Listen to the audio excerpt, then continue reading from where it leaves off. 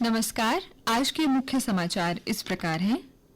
प्रधानमंत्री नरेंद्र मोदी कल वाराणसी से पीएम किसान योजना की 20वीं किश्त जारी करेंगे। इस संबंध में नई दिल्ली में कृषि और किसान कल्याण मंत्री शिवराज सिंह चौहान की अध्यक्षता में एक उच्च स्तरीय बैठक हुई। बैठक में श्री चौहान ने अधिकारियों को राष्ट्रीय, राज्य, जिला और ग्राम स्तर पर किसानों को इस कार्यक्रम से जोड़ने के निर्देश दिए। पद्म पुरस्कारों के लिए नामांकन और अनुशंसाओं की अंतिम तिथि 15 अगस्त तक बढ़ा दी गई है। पुरस्कारों के लिए नामांकन केवल राष्ट्रीय पोर्टल पर ऑनलाइन प्राप्त किए जाएंगे। वर्ष 2026 के लिए पद्म पुरस्कारों की घोषणा गणतंत्र दिवस 2026 के अवसर पर की जाएगी। इन पुरस्कारों में पद्म विभूषण, पद्म भूषण और पद्मश्री सर्वोच्च नागरिक पुरस्कार शामिल हैं। ये पुरस्कार विशिष्ट कार्यों को मान्यता प्रदान करने के लिए सभी क्षेत्रों और विषयों में विशिष्ट और असाधारण उपलब्धियों तथा सेवा के लिए दिया जाता है। मालेगांव विस्फोट मामले में विशेष अदालत से सभी 7 आरोपित बरी। कहा, गहरा संदेह सबूत नहीं हो सकता। जज ने कहा, आतंकवाद का नहीं होता कोई धर्म, संदेह के आधार पर नहीं हो सकती दोष सिद्धि। डोनाल्ड ट्रंप का नया पैंतरा, पाक के साथ कारोबारी समझौता, भारत पर तंज। भारत से कारोबारी समझौते में हो रही देरी पर ट्रंप ने पाकिस्तान कार्ड खेलने की कोशिश की। कहा, अमेरिका और पाकिस्तान तेल भंडार विकसित करेंगे, भारत को बेचेंगे ईंधन। राष्ट्रपति ट्रंप के दूसरे कार्यकाल में पाकिस्तान के प्रति बदल रही है अमेरिका की नीति। आतंक पर आस्था फिर भारी। अमरनाथ यात्रा का आंकड़ा 4 लाख के हुआ पार। कश्मीर में सुरक्षा की मजबूती का असर जमीन पर नजर आया। इस बार भी विदेशों से श्रद्धालु दर्शन करने पहुंचे। प्रदेश में शांति स्थापित करने में खेलों की उल्लेखनीय भूमिका, कहा उपराज्यपाल मनोज सिन्हा ने। कहा, फुटबॉल प्रतियोगिता में युवाओं में उत्साह काबिले तारीफ। खिलाड़ियों का बढ़ाया हौसला, 6 टीमों के मालिक सम्मानित।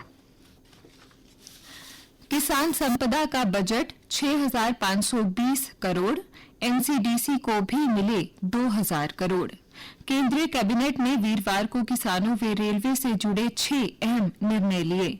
समितियों को आत्मनिर्भर बनाएगी सरकार, रोजगार बढ़ेगा। विकास निगम को वित्तीय समर्थन से मिलेगा कर्ज। जल्द किया जाएगा उपराष्ट्रपति चुनाव का ऐलान। चुनाव आयोग ने की मतदाताओं की अंतिम सूची प्रकाशित। संसद के 782 सदस्य उपराष्ट्रपति के निर्वाचन में लेंगे हिस्सा।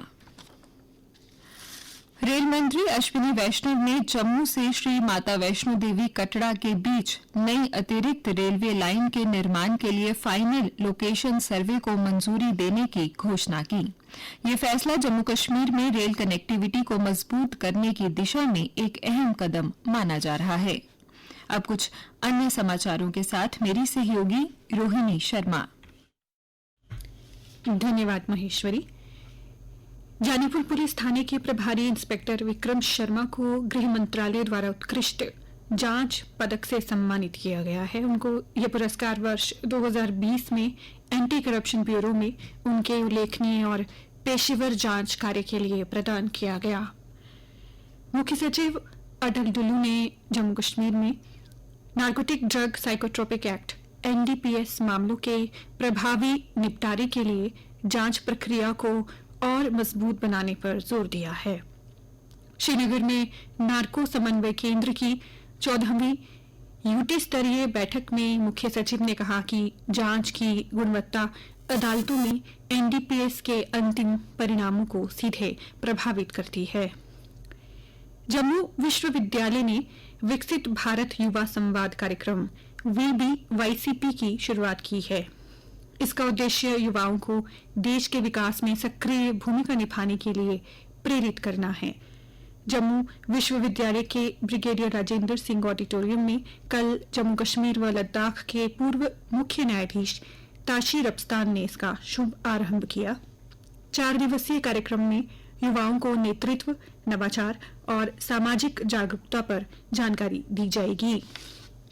जम्मू कश्मीर की सड़कों पर दौड़ने वाली सभी कमर्शियल वाहनों में 31 अगस्त 2025 तक गति सीमा उपकरण SLD लगाना अनिवार्य है।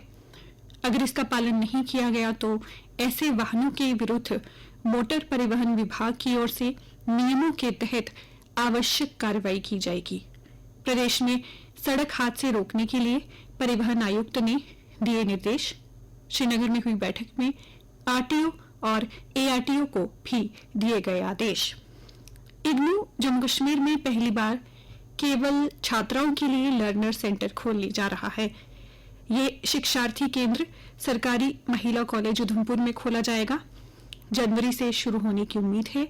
रियासी, बुद्धल और सूरनकोट में भी खुलेंगे केंद्र। रुक करते हैं खेल खबरों का। इंग्लैंड के विरुद्ध 5 टेस्ट मैचों की सीरीज में 1-2 से पीछे चल रही भारतीय टीम ने पहले दिन का खेल खत्म होने तक 6 विकेट पर 204 रन बना लिए हैं। वर्षा से प्रभावित मैच में करुण नायर ने जड़ा अर्धशतक। करुण के साथ पिछले मैच के शतकवीर वॉशिंगटन सुंदर 19 रन बनाकर खेल रहे हैं। भारत के तरुण मनेपल्ली ने मकाओ ओपन सुपर 300 टूर्नामेंट में हांगकांग के शीर्ष वरीयता प्राप्त ली च्यूक यू को चौंकाते हुए क्वार्टर फाइनल में प्रवेश किया, जबकि लक्ष्य सेन ने भी अंतिम 8 में जगह बनाई। अब क्वार्टर फाइनल में तरुण का मुकाबला चीन के नंबर 87 हु जेयान से होगा। पुरुष डबल्स की दूसरी वरीयता प्राप्त भारतीय जोड़ी सात्विक साईराज रंकीरेड्डी और चिराग शेट्टी का मुकाबला जापान के कुमागाई और हिरोकी निशी से होगा। अंडर 17 विश्व चैंपियनशिप में कल भारतीय पहलवान रचना और अश्विनी विश्नोई ने इतिहास रचते हुए स्वर्ण पदक जीता। इसके अलावा भारत की कोमल वर्मा ने 49 किलोग्राम वर्ग में देश को कांस्य पदक दिलाया। लॉस एंजलिस ओलंपिक 2028 में पहली बार स्क्वाश को शामिल किया गया है और इसके मद्देनजर भारतीय स्क्वाश रैकेट महासंघ और HCL इंडिया ने कल इंडिया स्क्वाश टूर 2025-26 की घोषणा की है। 6 शहरों में खेले जाएंगे इंडिया स्क्वाश टूर के मुकाबले। राष्ट्रीय सीनियर चैंपियनशिप 23 अगस्त से होगी। और अब नजर डालते हैं मौसम के हाल पर। मौसम विज्ञान केंद्र की जानकारी के अनुसार आज प्रदेश में कहीं कहीं बारिश होने की संभावना है। कल का अधिकतम तापमान 33.5 डिग्री सेल्सियस और न्यूनतम 25.6 डिग्री सेल्सियस रिकॉर्ड किया गया। आज सूर्यास्त 7:30 पर होगा और कल सूर्योदय 5:47 पर होगा।